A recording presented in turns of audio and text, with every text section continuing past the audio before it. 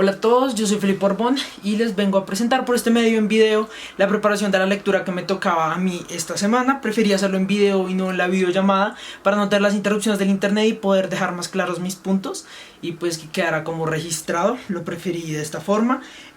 Recordar que estamos en la segunda parte, como la segunda clase en el eje temático de consumo y sistema de clases, pero esto no excluye los pasados.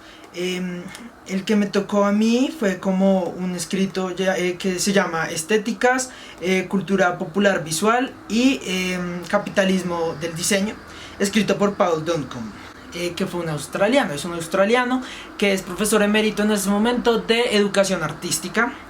Él empezó sus estudios explorando las creaciones visuales desde el diseño, es decir, más que todo el diseño gráfico, pero lo fue llevando luego más adelante en sus posgrados hacia lo que es la filosofía del diseño, de la educación y del arte. La educación artística, él tuvo un major en artes visuales con un énfasis en la filosofía de la estética. Él desde un inicio tuvo el interés en el término de la estética, este concepto que se ha elaborado a lo largo de los años, por los siglos, y esto es bastante importante porque en el texto que vemos el día de hoy, él lo menciona, él hace referencia a muchos autores, muchos filósofos para llegar a su punto, que es como traerlo hacia la actualidad. Él tiene una postura muy interesante en la que dice que la estética está presente en todo lo que nos rodea, que permea absolutamente toda nuestra cotidianidad y nuestras expresiones identitarias, porque considera que muchas veces el concepto estética está pensado para el arte, las bellas artes, las academias de arte, y que se queda solo en eso o en el diseño quizá de mucho lujo y no es pensado como algo que ya llega a todos nosotros. Entonces él quiere como que destruir esta idea y sí, lo deja muy claro en el texto. Esta postura seguramente también la pudo alimentar o fortalecer con su doctorado. Él es doctor en filosofía y pues su tesis doctoral fue más que todo en la mente en la infancia. Como en la infancia los niños tenían dibujos espontáneos y esto como reflejaba la cultura en la que estaban, ¿sí? Como todo desde esa perspectiva.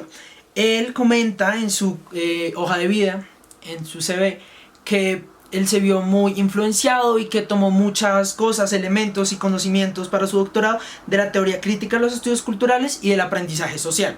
De la teoría crítica quiero pues poner sobre la mesa lo que puedo percibir que aplicó para el texto que estamos viendo hoy, y es cómo la cultura puede verse mercantilizada por los procesos industriales dentro del capitalismo. Entonces, como ya todas estas expresiones culturales pueden ser utilizadas para manipular a la gente, para sacar dinero, y luego entender que la cultura es un fenómeno resultado de la suma de muchas interrelaciones. Entonces la cultura sale de las personas y luego esto puede ser mercantilizado, capitalizado o aprovechado por las grandes corporaciones. Está visto como la parte crítica que lo observan los estudios culturales. Y sobre el aprendizaje social es que él comenta que la conducta es aprendida a través de lo que hay alrededor, de la observación, del contexto. Entonces así es como pues quizá él comprende que la gente aprende las expresiones culturales por cómo está rodeado, y de ahí viene que él comenta que la estética es algo situado, es algo pues del contexto, del sitio, del tiempo, del momento. Entonces como que siento que él abordó la estética no solo en su tesis doctoral, sino en el texto que estamos analizando hoy, desde este entendimiento de que hace parte de una interrelación entre las personas y las expresiones dentro de espacios específicos. Entonces ahora, viendo la estructura del texto de estética que me toca presentar, yo lo dividí en 4 partes, que siento, él la tiene dividido en varios capítulos más, capítulos muy breves, como sí, pequeñas fracciones del texto, pero yo lo vi como estos 4 grandes grupos. Lo primero es cuando él entiende la estética más allá de las bellas artes y el diseño más lujoso, que es lo que venía comentando. Él ve la estética como algo que nos permea completamente, que está en nuestro día a día. Luego él pasa de decir esto a definirnos qué es estética, porque es un término que es un poco problemático, que la gente no tiene del todo claro, y él pues pone cómo él la entiende a partir de varios autores, y es que la define como una experiencia sensorial que diferencia elementos según el contexto. Entonces él dice que la estética es esta experiencia completa que te da algo tangible, quizá una experiencia intangible a partir de lo tangible, que diferencia grupos de expresiones, pero que es algo muy situado. Entonces que una estética pues cambia según el lugar en el que esté, sus significados, sus valores. Luego pasa como para aterrizar un poco todo esto que les está comentando al punto 3, que es el caso de las muñecas Bratz, que lo aborda desde la estética de consumo y la construcción de identidad, y de cómo realmente el mercado lo que está haciendo es medio lavarnos el cerebro, más o menos, corromper nuestra agencia y hacer que queramos construir nuestra identidad solamente a partir de la adquisición de objetos o sí, como piezas de diseño. Y por último, él termina mostrando, como que cerrando, siento yo, con que el diseño es el moldeador de deseos para la construcción capitalista de identidad, y eso habla mucho del poder que tenemos como diseñadores aquí en crear estas ideas, aspiraciones, ideales aspiracionales, para que la gente quiera ascender entre las clases, todo esto dentro de la estructura pues de clases que hemos comentado. Estas 4 partes siento que están como atravesadas y es transversal esta reflexión que él hace de que esto debe ser llevado a los salones de clase de la educación artística para que los futuros artistas estén enterados de cómo la estética es algo situado, cómo es de importante lo que puede hacer el diseño en cuanto a crear las aspiraciones de la gente y eso. Entonces ahora voy a ir desglosando cada una de las partes y comentando en lo que pueda algunos ejemplos que se me vienen a la mente para discutir sobre los conceptos o como las conclusiones que él va sacando en su texto. Entonces la primera parte es la estetización de la cotidianidad, esto que decía que la estética va más allá de los museos. Entonces bueno, él habla mucho de qué y cómo significan las cosas. Siempre a lo largo de la historia se le ha dado mucha importancia al qué significa algo, al que va a cambiar. Entonces últimamente se ha hablado mucho de esto, está expresando mucho machismo, mucho racismo, clasismo, etc. Y entonces acá Duncan dice que sí es importante, pero que la estética realmente ha entrado a jugar un papel fundamental en las expresiones pues de la sociedad. Pongo acá el ejemplo de esta propaganda nazi, porque él nos habla de que realmente ya la estética lo que está haciendo es adornar ideologías, ideas. Entonces ya no solo es importante el qué significa esta pieza, sino cómo lo está significando, como qué elementos estéticos está usando para poder llegar a la gente y ser atractivo, que es lo que está pasando desde pues la propaganda política, pero esto lo vemos como que en todo.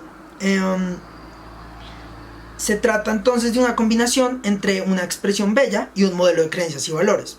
Y esta es la nueva base para el capitalismo. Entonces, si bien el capitalismo empezó valorando un poco más pues el trabajo, los procesos productivos, sí, como la transformación de la materia, realmente cuando entra la estética a ser algo tan fundamental en nuestra sociedad, como que pierde un poco valor esta parte del proceso productivo, y ya lo que se está luchando son las estéticas y el poder de la comunicación.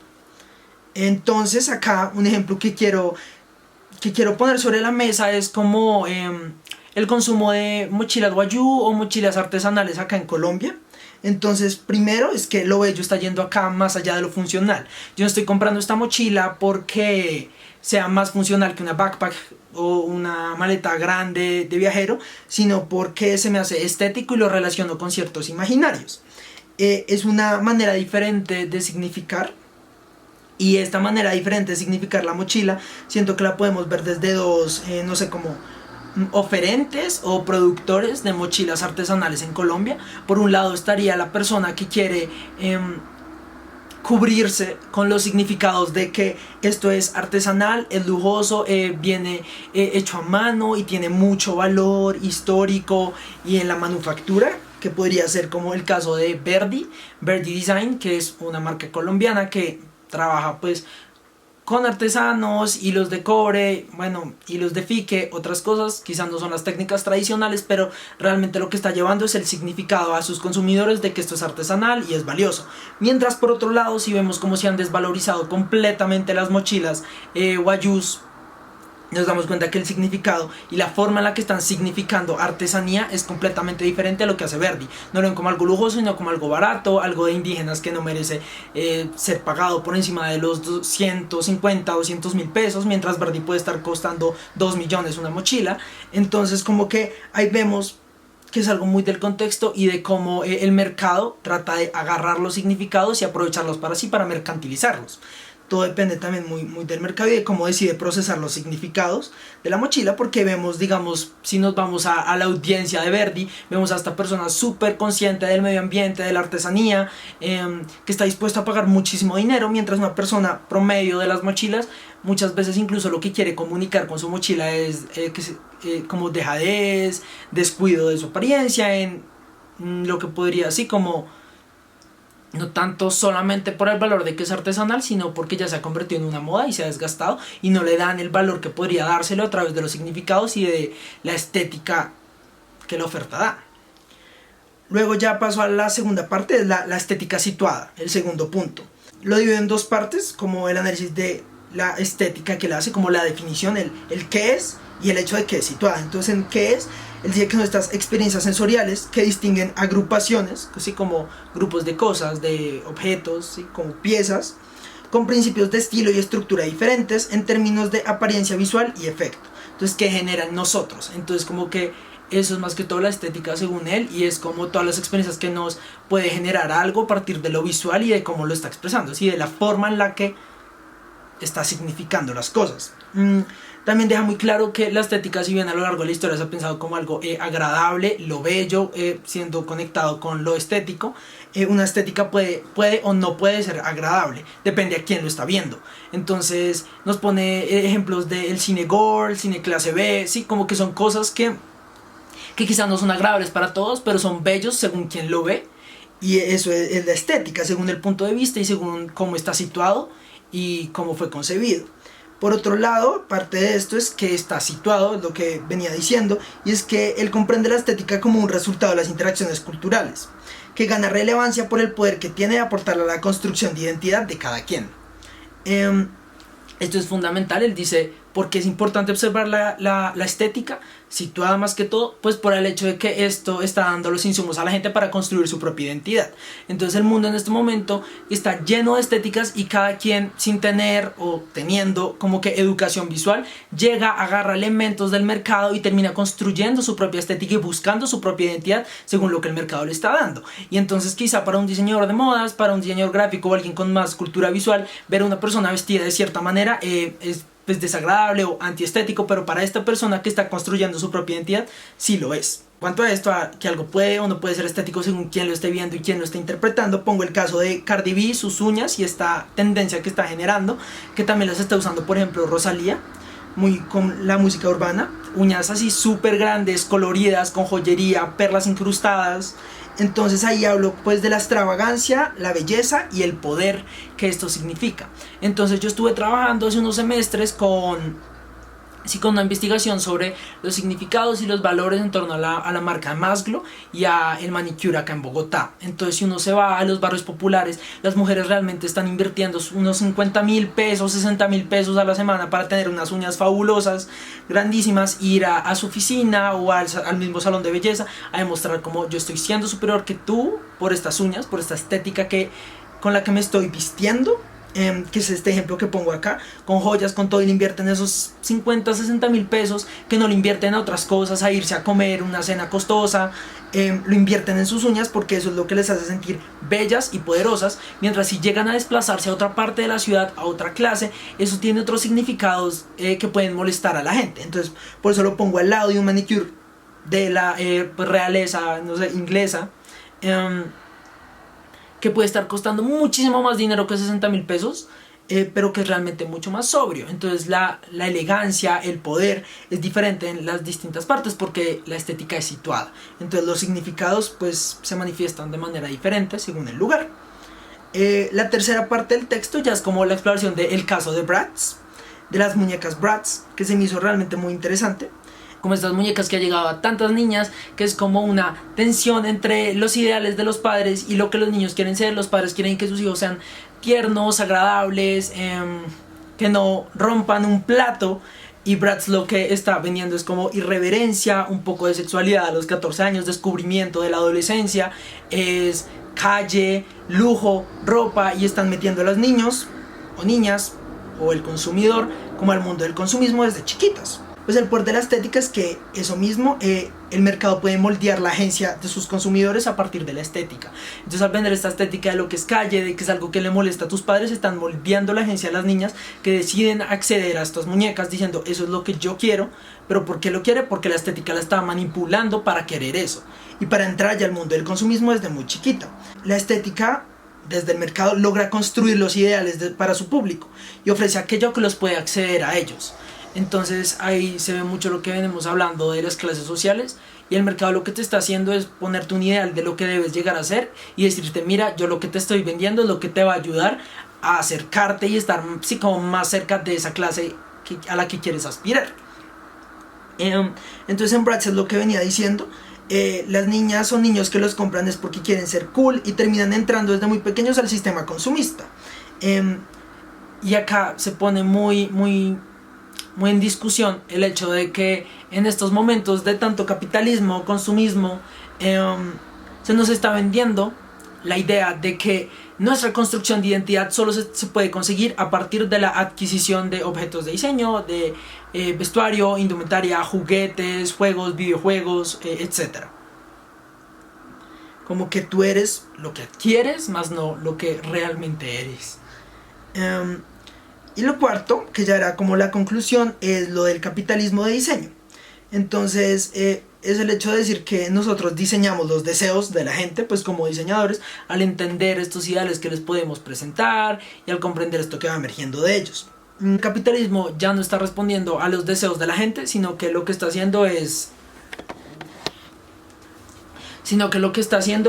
construir constantemente nuevos deseos insatisfechos para seguirlos satisfaciendo y hacer que las personas sean como que no puedan ser satisfechas en ningún momento, sino que siempre quieran más. Y eso es lo que está pasando en este momento. Esto es realmente lo que mantiene vivo el consumismo, porque nunca vas a estar del todo feliz. Y es lo que decía, es una práctica que se está centrando más en qué posees en vez de en quién eres. Porque sí, desde el diseño, desde las corporaciones y desde como que el aprovechamiento máximo de la estética, lo que se está haciendo es que quieras adquirir y no parar de consumir. Ya no necesariamente nos hemos ido completamente al lado más hedonista en nuestra cotidianidad, sino que se ha llegado a un balance entre lo moralista y lo hedonista, y estamos como en un punto medio en el que pues en cada producto, en cada objeto o servicio que nosotros consumimos, el placer se autojustifica el valor, ¿sí? Como que el placer, lo bello, lo estético ya te dice es suficiente para que lo estés. Que la estética en este momento ya es primordial para acompañar ideologías, para vender ideas, ¿sí? Como para sacar cosas más de contenido, pero de una manera bella para que la gente las consuma. El ejemplo que pongo de este capitalismo del diseño, en el que lo que estamos haciendo no es diseñar para responder a las necesidades o los deseos de la gente, sino que estamos creando nuevos deseos, es el mundo de los videojuegos. Y existe esta jerarquía entre gamers, acumuladores que quieren tener cada vez más equipos, mejores cascos, mejor teclado, mejores pantallas, cada vez más juegos. Y es que cuando tú empiezas a consumir estos videojuegos, a llevar un estilo de vida un poco más de gamer, accedes a una estética, pero luego debes nutrirla constantemente para estar al día con las personas, modificando tus equipos, teniendo cada vez mejores, teniendo los juegos. Entonces digamos acá pongo la gente puede empezar jugando FIFA y le gusta FIFA, pero luego termina queriendo tener todos los FIFA, y luego de todos los FIFAs más consolas, más juegos, y tener una librería llena de juegos. Eso es lo que se termina queriendo. Se crea esta necesidad de tener más juegos, de tener más variedad, cuando antes nos conformábamos con un celular chiquito y el juego de Snake, o con un Atari, por ejemplo. Y estamos ya como que configurados en que tenemos que actualizarnos, en tener cada vez más cosas más costosas y más elaboradas. Así llego entonces a mi conclusión de este texto. Siento que Duncombe en su análisis se quedó mucho en la parte en la que el mercado puede utilizar la estética para manipular a la gente y llevarla a consumir, más no explica de dónde provienen estas estéticas, que se me hace algo sumamente importante, más partiendo de que en el título habla de lo visual en lo popular, y no comenta tanto, no profundiza en cómo emerge de lo popular una estética. Entonces yo siento que cruzando un poco las temáticas, los ejes temáticos que hemos visto en clase, me parece que todo empieza por un acto performático. Siento que una persona responde a lo que hay por fuera, en su entorno, en su contexto. Y este aprendizaje social que él comenta, lo procesa y entonces toma la decisión de o irse por el hecho de ser como una contracultura, ir en contra del sistema desde lo estético, desde su performatividad o performática, o también teniendo una interpretación subjetiva de lo que hay a su alrededor. Estas personas que lo que hacen entonces combinar distintos elementos para construir su propia estética. Siento que todo nace de algo performático que pasa de lo individual a lo grupal más adelante en el siguiente paso, que es una construcción estética grupal que empieza a crear una identidad colectiva. Entonces así siento que van saliendo como las subculturas o pues contraculturas en el otro caso, que ya tienen manifestaciones estéticas, como puede ser en Japón un montón de gente, las lolitas que se quieren ver de cierta forma como niñas victorianas con sus vestidos, e-girls, tipos de maquillaje, drag queens, o que dentro de drag queens hay diferentes grupos, y como que esta performatividad inicial pasa de ser una estética individual, como una interpretación propia, a ser algo más grupal.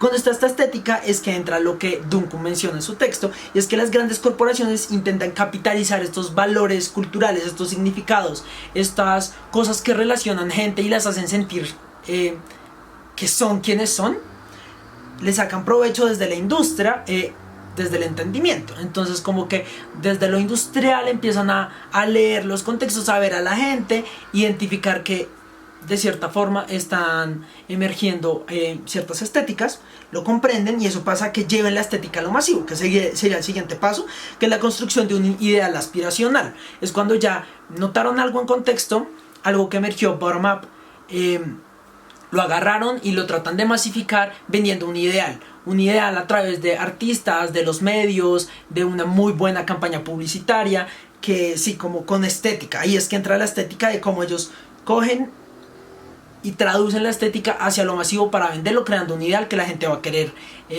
perseguir para acercarse a eso y pues como que tener esa movilidad social que tanto se desea. De esta forma entra el consumismo. Ya después de que se crea este ideal, se lanzan al mercado un montón de objetos, piezas, prendas o juguetes. Entra el consumismo, la gente empieza a consumir y a sentir que está construyendo su identidad solo por el hecho de que está adquiriendo lo que este ideal en el mercado le está vendiendo. Y quizá ahí yo sentiría que esta estética entra a ser lo normativo, a ser lo mainstream, y esto generaría otra vez el inicio del ciclo. Se cierra de nuevo en el que las personas, ya existe esto normativo, y dicen como no, yo quiero romper con esto desde mi performatividad o performática, quiero cambiarlo, reinterpretarlo, romperlo, llevarlo a que signifique algo diferente, y ahí vuelve a empezar el ciclo. Entonces ese es el ciclo que siento yo del consumismo actual, del capitalismo actual que lleva al consumismo, como sea. Pero quiero hacer una aclaración, y es que en esta parte, que es en la que se centra Duncan, de la comprensión del contexto, la capitalización de lo que está emergiendo en la misma gente para llevarlo a construir un ideal, es lo que están haciendo los diseñadores en este momento. Y ahí pongo en duda entonces cuál es la ética de los diseñadores del mundo, qué está pasando, porque esto realmente de construir un ideal que millones de personas van a querer perseguir, es una gran responsabilidad, es un poder enorme, y tenemos que tener ciertos lineamientos, como decirnos hasta dónde podemos llegar para aprovechar y para hacer dinero. Es una pregunta muy de salvador del mundo, lo entiendo, pero hay que entender que dentro de este ciclo de aprovechar lo performático de las personas para transformarlo en algo masivo que lleve y siga alimentando el capitalismo y súper salvaje, y que la gente se mate por comprar algo, pues es complicado, es problemático. Entonces ahí quiero pues cerrar con algunas preguntas que me fueron surgiendo pensando en otros casos, digamos, como sucedió con lo punk, al popularizarse siguiendo este ciclo que yo propongo. Como que al popularizarse una estética por el mercado, pierde esta estética valor, y como que se disipa un poco la fuerza en sus significados. Entonces quiero saber si cuando ya algo se vuelve mainstream, ¿qué es lo que está pasando? Ya pierde significado, seguramente para algunas personas, pero pierde significados para quienes lo crearon, de quienes emergió. Quiero entender, quiero que profundicemos un poco en eso, que lo cuestionemos, porque como vimos en la lectura de la semana pues antepasada, sí, de la vez pasada, en la que hablábamos de que la estética callejera, gueto en Estados Unidos, terminaba siendo usada por niños privilegiados, pequeños, que solo estaban imitando a aquellos que querían imitar a la gente del gueto. ya ahí no tiene ningún significado, ya ni siquiera es de ser malote, ya, pues malote no, de, sí, como de ser rebelde y estar luchando contra el mundo, sino que ya solo un niño imitando lo que está viendo. Ahí ya se perdió el valor, ya se perdieron los significados que tenía asociado. Entonces me gustaría entender cómo es ese proceso, quizá profundizando un poco dentro del ciclo este en el que entra el consumismo y pasa a ser lo normativo. ¿Qué pasó ahí? Como ese fenómeno, ¿qué pasos tendría? ¿Cómo se va perdiendo la fuerza de una estética y ya no tiene sentido? Se vuelve solo algo completamente comercial, siguiendo un ideal que ya ni siquiera la gente entiende. Y lo otro sería poniendo acá un referente. Los invito a que vean La Sociedad Inventada. Es un grupo como de fotógrafos, diseñadores y pues gente creativa que está haciendo un proyecto muy interesante. Tengo entendido que van a hacer un fashion film inspirado en la estética popular colombiana, pero lo están abordando de que eso es lo que está generando nuestra verdadera identidad y que nosotros no estamos volteando a ver lo valioso que hay en la verdadera estética popular colombiana. Entonces este proyecto de ellos se llama Habitus Popular. En Instagram están subiendo este tipo de fotos para que vayan a verlo, se me hace fabuloso, increíble. Y lo que yo quiero comentar acá es que acá en Colombia, en Latinoamérica, muchas veces los ideales aspiracionales que tenemos a lo que queremos llegar es muy inspirado en lo que hay por fuera, en lo norteamericano, en lo europeo, en lo extranjero en general. Entonces como que las estéticas populares que pueden ser capitalizadas y de manera masiva generar dinero acá en Colombia no son realmente las que emergen de nosotros mismos, sino de otro lado. Entonces lo urbano, pero de Estados Unidos, es lo que llega acá. Entonces yo quiero cuestionar qué posibilidades pues consumistas o del mercado hay en las estéticas ignoradas de nuestro país. Todo esto que ha explorado Habitus Popular, de las tipografías vernaculares, de los santos, los calendarios, la ropa, los colores, los tejidos específicos de nuestro país que hemos ignorado tanto y que hemos clasificado como algo feo o poco estético. Como quiero saber, viendo esto como algo que está emergiendo de nuestra gente y que está en nuestra gente, qué posibilidades de consumo hay, más allá de las que ya conocemos, obviamente, de la narcoestética y el jean levanta cola que está llegando a todo el mundo. Quiero ver qué otras posibilidades hay, porque debe haberlas. Y pues como diseñadores, siguiendo el modelo que propongo, algo podría salir. Bueno, esa fue mi preparación del texto. Entonces, sí, hasta acá llego. Gracias.